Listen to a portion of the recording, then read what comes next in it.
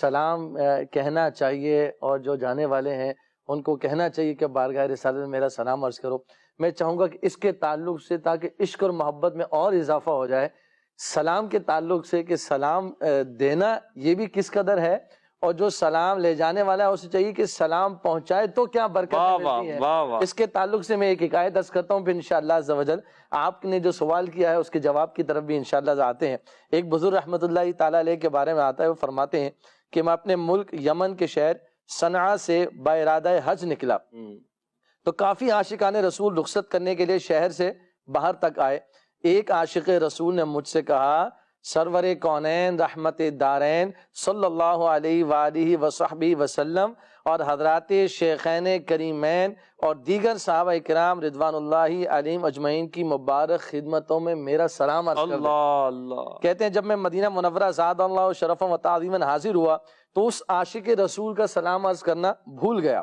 کہتے ہیں جب وہاں سے رخصت ہو کر ذوالحلیفہ پہنچا، یہ میقات ہے ذوالحلیفہ، وہاں پہنچا تو کہتے ہیں کہ احرام باندھنے کا ارادہ کیا تو مجھے اس عاشق رسول کا یاد آ گیا کہ اس نے سلام پہنچانے کا کہا تھا، اور میں بارگاہ رسالت میں اور شیخین کریمین کی بارگاہ میں ان کا سلام پہنچا نہیں سکا۔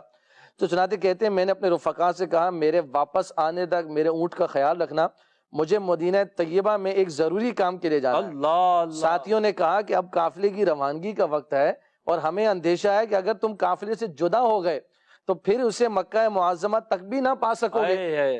میں نے کہا پھر میری سواری کو بھی اپنے ساتھ ہی لے چلو، لیکن میں وہ کام ضرور کر کے آؤں گا۔ اللہ اکبر۔ کہتے ہیں میں واپس مدینہ منورہ آیا اور روضہ اقدس پر حاضر ہو کر اس عاشق رسول کا سلام شہنشاہ خیر الانام صلی اللہ علیہ وآلہ وصحبہ وسلم اور حضرات صحابہ کرام علیہم رضوان کی مبارک بارگاہوں میں پیش کر دیا۔ کہتے ہیں رات ہو چکی تھی، میں مسجد النبوی شریف علی صاحبہ الصلاۃ والسلام سے باہر نکلا تو ایک شخص ذوالحلیفہ کی طرف سے آتا ہوا ملا۔ میں نے اس سے قافلے کے متعلق پوچھا تو اس نے بتایا کہ قافلہ تو روانہ ہو چکا ہے۔ کہتے ہیں میں مسجد النبوی شریف میں لوٹ آیا اور خیال کیا کہ کسی دوسرے قافلے کے ساتھ چلا جاؤں گا۔ سبحان اللہ۔ اسی اثنا میں کہتے ہیں میں سو گیا۔ سبحان اللہ۔ سویا تو کیا، کہتے ہیں کہ میرے دل کی آنکھیں لگی اور یوں سمجھیے کہ میرے مقدر کی آنکھیں جاگ اٹھی۔ آخر شب میں خواب میں جناب رسالت مآب صلی اللہ علیہ وآلہ وسلم اور شیخین کریمین رضی اللہ عنہما نے زیارت سے مشرف فرما دیا، اور حضرت سیدنا صدیق اکبر رضی اللہ عنہ نے بارگاہ رسالت میں عرض کی، یا رسول اللہ صلی اللہ علیہ وسلم یہی وہ شخص ہے۔ نبی کریم علیہ الصلوۃ والسلام نے میری طرف دیکھا اور فرمایا ابو الوفا۔ سبحان اللہ۔ فرمایا ابو الوفا۔ میں نے عرض کی یا رسول اللہ صلی اللہ علیہ وسلم میری کنیت تو ابو العباس ہے۔ نبی کریم علیہ الصلوۃ والسلام نے ارشاد فرمایا تم ابو الوفا ہو، یعنی وفادار ہو۔ اللہ، کس معنی میں؟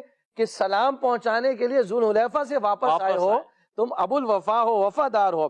پھر آپ صلی اللہ علیہ وآلہ وسلم نے میرا ہاتھ پکڑا اور مجھے مکہ مکرمہ میں، اور وہ بھی خاص مسجد الحرام میں رکھ دیا۔ اللہ اللہ۔ کہتے ہیں اس کے بعد میرے رفقا کا قافلہ مکہ مکرمہ میرے بعد پہنچا۔ سبحان اللہ۔ ان سے پہلے مجھے نبی کریم علیہ الصلوۃ والسلام نے مکہ مکرمہ پہنچا دیا۔ اللہ اکبر۔ یہ دیکھیے سلام پہنچانے کی برکت، جو ہم عاشقان رسول کو سلام پہنچاتے ہیں، اور سلام پہنچانے والے کو دیکھیے کیسا مقام اور مرتبہ بارگاہ رسالت میں ملتا ہے۔ اللہ اکبر۔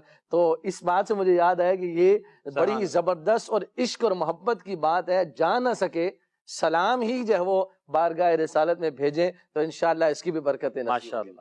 مدینے جانے والو جاؤ جاؤ فی امان اللہ، مدینے جانے والو جاؤ جاؤ فی امان اللہ، کبھی تو اپنا بھی لگ جائے گا بستر مدینے